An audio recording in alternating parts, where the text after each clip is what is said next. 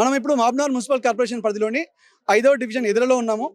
ఇక్కడ మనం చూస్తే దాదాపు 3065 మంది ఓటర్లు ఉన్నట్టు సమాచారం. అయితే ఇక్కడ అభ్యర్థులు నలుగురు నిలబడ్డప్పటికీ ప్రధాన పోటీ మాత్రం ఇద్దరి మధ్యలో అంటే కాంగ్రెస్, బీఆర్ఎస్ మధ్యలో ఉన్నట్టు తెలుస్తుంది. అయితే మనం ఇక్కడ చూస్తే కాంగ్రెస్ బలపరిచిన కార్పొరేటర్ అభ్యర్థి ఎవరైతే ఉన్నారో వారి ప్రచార ర్యాలీ అనేది ఒక విజయోత్సవ ర్యాలీని తలపించేలా మనకు కనబడుతుంది. అయితే ఇక్కడ ఎవరైతే లలితా భానుచందర్ ఉన్నారో కార్పొరేటర్ అభ్యర్థి వారికి ప్రజా ఆదరణ ఎలా ఉంది, వారు గెలిస్తే 5వ డివిజన్ ని ఏ విధంగా వాళ్ళు అభివృద్ధి చేయబోతున్నారో వారి మాటలు తెలుసుకునే ప్రయత్నం చేద్దాం. మీరు 5వ డివిజన్ లో తిరుగుతుంటే ప్రజల ఆదరణ ఎలా ఉంది? 10 ఇయర్స్ నుంచి మేము కృషి చేస్తున్నాము ఎదురా ప్రజలందరూ. కాకపోతే ఈసారి 2 సార్లు ఓడిపోయిండు భానుచందర్. అప్పటి నుంచి అయినా చాలా కష్టపడుతున్నాడు. కాకపోతే మధ్యలో ఉన్న వాళ్ళందరూ ఉండి ఆపోజిట్గా చేస్తున్నారు. అయినా ఈసారి ఖచ్చితంగా ప్రతి ఒక్కరు, ప్రతి కుటుంబం మాకు చాలా సపోర్ట్ చేస్తున్నారు. ప్రతి ఒక్కరు మమ్మల్ని గెలిపియాలి, ఈసారి మూడోసారి బాలును గెలిపియాలి, విజయాన్ని సాధించాలి అని ప్రతి ఒక్కరు, ప్రతి కుటుంబం మాకు వాళ్ళు చాలా సపోర్ట్ చేస్తున్నారన్న. ఈసారి మాకు చాలా మెజారిటీతో మేము కాంగ్రెస్ తరపు నుంచి మేము చాలా మెజారిటీతో గెలుస్తామని ప్రతి ఒక్క కుటుంబాలకి నేను నమస్కారం చేస్తున్నా. అయితే భానుచందర్ గారు మీరు చెప్పండి, ఇక్కడ చూస్తే ప్రధాన పోటీ వచ్చేసి బీఆర్ఎస్ అండ్ కాంగ్రెస్ మధ్యలో ఉన్నట్టు తెలుస్తుంది. సో వారు నిజంగా మీకు గట్టి పోటీ ఇస్తారా? 5th డివిజన్లో ఏమైందంటే బీఆర్ఎస్ పార్టీ నిలబడింది, కానీ వాళ్ళకి మాకు పోటీ ఏం లేదండి. గతంలో ఈ 2 సంవత్సరాల నుంచి మనకు కాంగ్రెస్ ప్రభుత్వం చేసిన పథకాలన్నీ చాలా బాగున్నాయి. ఇంతకుముందు సీసీ రోడ్లు ఉన్న రోడ్లన్నీ పలగొట్టిరు. మిషన్ భగీరథ అని చెప్పి ఒక్క రోడ్డు సరిగ్గా లేదు. ఈ 2 సంవత్సరాలు ఇందిరమ్మ ఇండ్లు కానీ, సీసీ రోడ్లు కానీ, అదేవిధంగా పెన్షన్లు కానీ, అదేవిధంగా ఊరికి సంబంధించిన లైట్స్ వేయడం కానీ చాలా విధంగా చూసుకుంటే చాలా అభివృద్ధి జరిగింది. దీనికి తోడు కాంగ్రెస్ కార్యకర్తలు మొత్తము దీన్ని ముందుకు తీసుకెళ్ళడానికి, ఈ అభివృద్ధి కార్యక్రమాలు ఎదురుకు తీసుకురావడానికి చాలా కృషి చేశారు. ఎన్ఎం శ్రీనివాసరెడ్డి అయినా మా ఊరిని దత్తత తీసుకోవడం కూడా జరిగింది. మాకు బీఆర్ఎస్ కు పోటీ లేదండి. ఇక్కడ వచ్చేసి ఏంటంటే బీఆర్ఎస్ నాయకులు అందరూ కలిసికట్టుగా ఏకంగా బాను గెలిస్తే ఇక్కడ ఏమవుతుందంటే వాళ్ళ ఆటలు నడవవు. దాదాపు 10 సంవత్సరాలు మొత్తం దోచుకొని తిన్నారు. ఇంకా దోచుకొని అనేది చాలా ఇంపార్టెంట్. కాబట్టి వాళ్ళందరూ లేనిపోని సృష్టించి భయాందోళన గురి చేయడం ఇలాంటి కార్యక్రమాలు చాలా చేస్తున్నారు. కానీ ప్రజలకు అర్థమైంది ఇక్కడ ఉన్న పరిస్థితి ఏంటంటే 3 సంవత్సరాలు కాదు 8 సంవత్సరాలు కాంగ్రెస్ ప్రభుత్వం ఉంటుంది. అందరికి పథకాలు అందుతున్నాయి. బాను వస్తే కూడా చాలా బాగుంటుంది. గత కాలంలో బాను చేసిన ఉపాధి హామీ పథకం కానీ, నేను చేసిన చలివేంద్ర కార్యక్రమాలు కానీ, స్కూల్కి చేసిన వాటర్ స్వచ్ఛమైన నీరు కానీ, ఇంకా ముస్లింలకు చేసిన కార్యక్రమాలు కానీ, ఎవరైనా చనిపోతే వాళ్ళ కుటుంబాన్ని చేసిన హెల్ప్ కానీ, పెళ్లిళ్ళకి చేసిన హెల్ప్ కానీ ప్రతి ఒక్క మనసులో ఉంది. దానికి తోడు ఏమైందంటే నేను 2 సార్లు చిన్న మెజార్టీతో ఓడిపోయాను. ఆ సానుభూతి కూడా నాపై ఉంది. కాబట్టి ఈ బీఆర్ఎస్ కార్యకర్తలు, బీఆర్ఎస్ లీడర్లు మాపై ఎలాగైనా చేసి బురద జల్లి ఓడగొట్టాలని చేస్తున్నారు. కానీ అది ఇక్కడ పనిచేయదు. భారీ మెజార్టీతో నేను గెలుస్తున్నాను. ఇక్కడ ఉన్న మహిళలు మొత్తం నన్ను ఆ పూలమాల వేసి నన్ను ఆహ్వానిస్తారు. ఖచ్చితంగా నాకు ఓటేస్తారని నేను కోరుకుంటున్నా. వాళ్ళు మా లెక్కలు అసలు లెక్కకే లేరు. కాకపోతే బాను గెలిస్తే వాళ్ళ ఆటలు నడవు కాబట్టి చాలా ఘోరంగా ప్రయత్నిస్తున్నారు.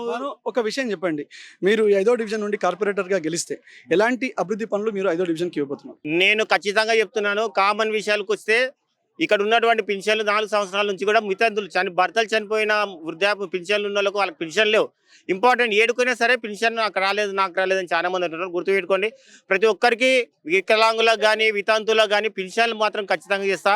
అదేవిధంగా కామన్ రేషన్ కార్డులు లేని వాళ్ళు ఉన్నారు, అవి కామన్గా అవి చూసుకుంటా. ముఖ్యంగా వచ్చేసి మాకు హౌసింగ్ బోర్డు నుంచి ఎదురకు వచ్చే వీధి లైట్ లేవు. ఇక్కడ అమర్ రాజ్య కంపెనీ వచ్చిన తర్వాత రకరకాల రాష్ట్రాల నుంచి ఇక్కడ వస్తున్నారు. కాబట్టి మహిళలకు భద్రత అనేది చాలా ముఖ్యము. అదేవిధంగా దానికి వీధి లైట్లు కానీ ఇటువంటి ముఖ్యంగా తీసుకుంటా. అదేవిధంగా వచ్చేసి శ్మశాన వాటికి లేదు, వెరీ వెరీ ఇంపార్టెంట్. అనేది ఇంతకుముందు భూములు ఉండే ఆ శ్రీనివాస్ గౌడ్ పుణ్యాన ఉన్న భూముల నాశనం అయిపోయినాయి. రోడ్డు మీద పడ్డము, రైతులకు గత్యంతరం లేక ఊర బెకార్ బతుకులు అయిపోయినాయి. కాబట్టి ముఖ్యంగా సామూహిక శ్మశాన వాటిక బీసీలకు కానీ జనరల్ శ్మశాన వాటిక దాదాపు 10 సంవత్సరాల నుంచి ఖాళీలు మొక్కి అడుగుతున్నాం. ఎవరు ఇవ్వట్లేదు. ఖచ్చితంగా ఎన్నమన్నకు నేను ఒకటే మాట చెప్పిన, మాకు ఇంపార్టెంట్ శ్మశాన వాటిక. కాబట్టి శ్మశాన వాటిక ఖచ్చితంగా ఫస్ట్ మా డిపార్ట్మెంట్లో మా డిమాండ్లో ఉంటుంది. ఖచ్చితంగా నేను గెలిచిందా చేస్తా. అదేవిధంగా వీధి లైట్లు ఏర్పడకం ఇవన్నీ చూసుకుంటాం. విద్య వచ్చేసి విద్యార్థులు మా దగ్గర ఇంటర్మీడియట్ కానీ డిగ్రీ పీజీలో చదివిన వాళ్ళు ఉన్నారు. వాళ్ళకందరికీ అమర్రాజా కంపెనీలో ఉద్యోగాలు ఇచ్చేంత వరకు నేను ఊరుకోను. ఎందుకంటే విద్య అనేది ఇంపార్టెంట్. విద్యతో పాటు యువత సెట్ కావాలి. ఫస్ట్ యువత సెట్ అయితే వాళ్ళ లైఫ్ సెటిల్ అయినట్టు. కాబట్టి వాళ్ళకి సెకండ్ ప్రియారిటీ.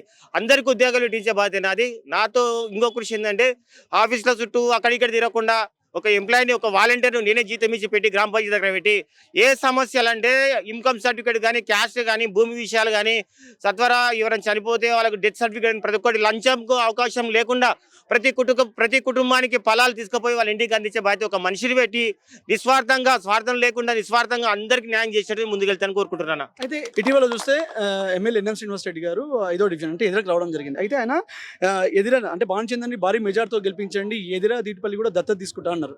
సో ఎలాంటి అభివృద్ధి పనులు ఆయన ఇవ్వబోతున్నారు, అదే విధంగా దత్తత తీసుకుంటే మీ ఊరికి మంచి ఫండ్స్ వస్తాయని మీరు అనుకుంటున్నారు? అన్న మొన్న ఎన్నమన్న వచ్చేసి అందరి ముందు ఒకటే మాట ఇచ్చిండు, మీరు కాంగ్రెస్ ప్రభుత్వం ఉంది, మన ఎమ్మెల్యే కూడా మన ముఖ్యమంత్రి కూడా రేవంత్ అన్న మన జిల్లా వాసులే కాబట్టి అన్నతో నేను ఫండ్ తీసుకొచ్చి మీకు ఇచ్చే బాధ్యత నాది, నేను దత్తత తీసుకున్న ఖచ్చితంగా ఇందిరమ్మ ఇండ్లు 100 కాదు ఎన్ని రాసుకుంటే నేను నాణ్యం అంటే స్వచ్ఛమైన అంటే ఖచ్చితంగా అరువులు ఉన్న వారికి అందరికి ఇందిరమ్మ ఇండ్లు. తర్వాత డబుల్ బెడ్రూమ్లు దాదాపు మా ఊళ్ళో 30 డబుల్ బెడ్రూమ్లు అవసరం ఉన్నాయి. సార్ మీరు ఏమని చేయండి, నేను గెలిచిన బట్టి నాకు డబ్బులు కనీసం 30 అయితే మా చేతికి రావాలి, బీదోళ్ళు చాలా మంది ఉన్నారని చెప్పిన ఆ కార్యక్రమం. ఇంకోటి బీసీ కాలనీలో ఇంపార్టెంట్ ఏంటంటే గుడి డెవలప్మెంట్, వాళ్ళందరూ ఏకదాటిగా బీసీ కాలనీ ప్రజలకు కూడా ఒకసారి చేతులెత్తి నమస్కరించాలి. ఎందుకంటే 10 ఓట్లు కూడా పక్కకు లేకుండా పక్కకు ప్లాన్ చేసిండ్రు. దేవాలయాన్ని అభివృద్ధి చేయడంలో సీనన్న బాధ్యత తీసుకున్నాడు కాబట్టి ఖచ్చితంగా అన్ని చిన్న మాట ప్రకారంగా బీసీ కాలనీలో దేవాలయం కూడా అభివృద్ధి చేస్తాను. దీంతో పాటు ఇక్కడ ఉన్నటువంటి ఉపాధి లేకుండా మనకు దాదాపు 3 సంవత్సరాల నుంచి భూములు కోల్పోయి అందరు చాలా ఖాళీగా ఉన్నారు. అన్నతో మాట్లాడి మేము అర్బన్ కిందనే ఉన్నాం, ఇక్కడ ఉన్నటువంటి రైతులకు ఏం పని లేదు కాబట్టి మా కోసం ప్రత్యేకమైన ఒక జీవో తీసుకొచ్చి మాకు పన్నులు మళ్ళీ తీసుకోవాలని ఖచ్చితంగా నేను డిమాండ్ చేస్తున్నాను. ఖచ్చితంగా కాంగ్రెస్ ప్రభుత్వం ఉంది కాబట్టి మేము కొట్లాడైన పనులు తీసుకొని మా అన్న ఎన్ఎంసీ నాన్న కూడా ఖచ్చితంగా మాటిచ్చిండు. ఖచ్చితంగా నేను ప్రజలకు మేలు చేస్తాను, హెల్ప్ చేస్తాను, ప్రభుత్వం మాకు సహకరిస్తుంది. అన్న చివరగా మీ 5వ డివిజన్ ప్రజలకు మీరేం చెప్పాలంటే? ప్రజలారా నేను ఒకటే చెప్తున్నా, అందరు మహిళలకు, కాంగ్రెస్ పార్టీ నాయకులకు, నాతో పాటు యువకులకు, నాకన్నా చిన్న తమ్ముళ్లకు అందరికీ చేతులెత్తి జోడిస్తున్నా. ఎందుకంటే నేను ఉద్యమంలో దిగిన ప్రతిసారి ఫస్ట్ టైం ఓడిపోయినప్పుడు 15 ఓట్లతో ఓడిపోయినా, అది ఓటమి కాదని మీరు అందరు చెప్పి మళ్ళీ ధైర్యం ఇచ్చిండ్రు. సెకండ్ టైం కూడా ప్రయత్నం చేసినా కానీ ఈ బీఆర్ఎస్ నాయకులే మొత్తం ఏకమై బాను గెలిస్తే ఇక్కడ న్యాయం వస్తుంది అనే ఉద్దేశంతో ఖచ్చితంగా రాత్రి ప్లాన్ చేసి నన్ను ఓడగొట్టిన ప్రజలారా. ఈసారి ఎన్నమన్న పుణ్యాన మీరందరి పుణ్యాన మళ్ళీ నా కాంగ్రెస్ టికెట్ వచ్చింది. చేతులు వచ్చి మొక్కుతున్నా, వీరన్ని తికతిక మాటలకు ప్రాధేయపడకండి, ఎందుకంటే నన్ను గెలిపియండి, మన ప్రభుత్వం ఉంది. దయచేసి అందరికి ఒకటే విన్నపం, చివరి రోజు అందరూ మిమ్మల్ని అందరినీ భ్రమించడానికి వస్తారు కానీ ఎలాంటి భ్రమలకు మాత్రం తోవియకుండా స్వచ్ఛమైన తెలుగు కాంగ్రెస్ పార్టీకి ఓటేసి ప్రజలు ముందరకు తీసుకుపోయి మనకందరికి న్యాయం చేస్తారు కాబట్టి ఎన్నమన్నకు మాట ఇచ్చిన మీరందరూ భారీ మెజారిటీతో నాకు ఓటేయాలని కోరుకుంటున్నా. ప్రజల ప్లీజ్ రిక్వెస్ట్, ఈసారి నాకు ఖచ్చితంగా ఓటేసి గెలిపియాలని కోరుకుంటున్నా ప్లీజ్. 100% కాదు 200% భారీ మెజారిటీతో విజయోత్సవ ర్యాలీ 13 తారీఖు రోజు తీయబోతున్నాం. అందరూ బురద జల్లే కార్యక్రమం టీఆర్ఎస్ వాళ్ళు చేస్తుండ్రు. అవి ఎమ్మి మీ పప్పులు ఉడకవు. ఈ కాలంలో అందరూ ప్రయోజకులైనరు. పిల్లలు చదువుకున్నారు కాబట్టి తల్లిదండ్రులకు చెప్పే బాధ్యత పిల్లల మీద ఉంటుంది. గత ప్రభుత్వంలో 10 సంవత్సరాల్లో మీరు చేసింది ఏం లేదు, ఒరిగింది ఏం లేదు. ఎలక్షన్ల ముందలు వచ్చి రాత్రి 12 గంటలకు శిలాపలకాలు కట్టి సీసీ రోడ్ల శాంక్షన్ అయినాయని చెప్పిండ్రు. ఇంతవరకు ఆ సీసీ రోడ్లు లేరు, మీరు కూడా లేరు. డబల్ బెడ్రూమ్ ఇచ్చినామని ఊకే మొత్తుకుంటున్నారు. ఎవరికి ఇచ్చిండ్రా చెప్తున్నా, నేను డైరెక్ట్గా మీకే సవాల్ విసురుతున్నా. ఎవరికి ఇచ్చిండ్రు డబల్ బెడ్రూమ్లు? 4 ఇండ్లు ఉన్నవానికి డబల్ బెడ్రూమ్ ఇచ్చిండ్రు. అవేం చేసిండ్రు? ఈ రోజు అక్కడ ఉంటున్నారా అంటే కూడా ఉంటలేరు. సాదా బైనామా కింద రాసుకున్నట్లు ఇంకో అగ్రిమెంట్ మీద రాసుకొని ఇంకో లేనోడు కొనుక్కొని అందులో ఉంటున్నాడు. ఎవరికి ఇచ్చిండ్రు డబల్ బెడ్రూమ్? ఏమని అంటే బురద జల్లే కార్యక్రమాలు చేస్తుండ్రు. మా ఊళ్ళో ఉన్నటువంటి భానుచందర్ గారు 2 సార్లు ఓడిపోయిండు. మాకు ఆయన మంచి చేసిన పథకాలు 100 రోజుల పనులు ఎవరికి కానీ ఆపత్తి సాపత్తి ఉన్నా కూడా ఆదుకున్నాడు. మా ఊళ్ళో ఉచిత హామీలు ఇచ్చడం కాదు, డైరెక్ట్గా ముందలుండి 1000 గడపారాలు వంచిండు. ఉన్న నిధులు మొత్తం తెచ్చి మన పాలమూరు జిల్లాలోనే నెంబర్ 1 గ్రామంగా ఎదుర గ్రామాన్ని అభివృద్ధి చేసిండు. తనతో పాటు యువతను ఎంకరేజ్మెంట్ ఉంది. మా తోటి పోయిన నాయకులు ఎవ్వరు లేరు, స్వచ్ఛందంగా మా తోటి యువకులే ఉన్నారు. ఈ రోజు రేపు ఏదన్నా సాధించాలంటే యువకులే కావాలి. మాకు భారీ మెజార్టీతో బానుని గెలిపించుకొని మా ఎమ్మెల్యే గారికి మా ఊరిని దత్తత తీసుకుంటా అన్నాడు కాబట్టి భారీ మెజార్టీతో గెలిపించి గిఫ్ట్గా మేము ఇవ్వబోతున్నాం భానుచందర్ని. భారీ మెజార్టీతో 13 తారీఖు విజయోత్సవ ర్యాలీని బ్రహ్మాండంగా తీస్తున్నాము. ఇది 100% నిజం. ఇక్కడ మనతో పాటు ఇక్కడ తాజా మాజీ కౌన్సిలర్ యాదమ్మ హనుమంత్ గారు ఉన్నారు. అయితే ఆయన గ్రేట్ ఏంటంటే మొన్న ఎమ్మెల్యే గారు వచ్చినప్పుడు కూడా చెప్పారు ఏంటంటే ఎవరైనా సరే సిట్టింగ్ ఉన్న పర్సన్ ఆయనకు మళ్ళీ టికెట్ తెచ్చుకోవచ్చు. కానీ ఈయన ఏంటంటే యువతకు ఒక ప్రోత్సాహం ఇవ్వాలి, వాళ్ళకు ఒక ఛాన్స్ ఇవ్వాలని చెప్పి ఆయన టికెట్ కూడా త్యాగం చేసినట్టు మనం చెప్పుకోవచ్చు. ఆ విషయంలో ఆయన అప్రిషియేట్ చేయొచ్చు మనం అందరం కూడా. ఎందుకోసం హనుమంత్ మన లలిత బాన్చందర్ గారికి టికెట్ తీసుకురావాలని అనుకున్నారు, ఏ విధంగా అంటే కార్పొరేటర్ గా మన బాన్చందర్ గారు గెలిచిన తర్వాత ఎలా అభివృద్ధి చేయబోతున్నారు వారి మాటలు తెలుసుకున్నాం. నా పేరు చిన్న హనుమంతు.